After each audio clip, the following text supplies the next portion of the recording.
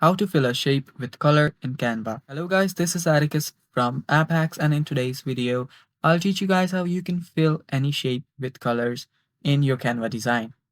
Now, let's get started. So the first thing you'll want to do is pull up any design that you're using, and after you do so, as you can see right here, this is the design I'm using. Now, what I'll do right here is select this right here, this heart shape. So after you do that, you will see that on the above bar there you will see colors. So as you can see, this black color is the border for this heart, and this blue color is the color that's filling in the heart.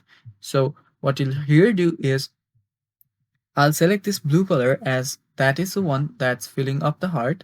So I'll go there and just choose a color from here. Now I can fill the color whatever I want, and if I want to change the borders color, I can just select this. Wait, let me just color this red, and since the border is black, it means that this is for the border. I'll select this, and after that I'll just select the color for that. So as you can see, now I've just filled this uh, heart border and its insides with colors. So that is basically how you do it, guys. That is how you fill a shape with color in Canva. Thanks for watching. That is basically it for the video. Stay tuned for more upcoming tutorial videos, and bye bye. Take care.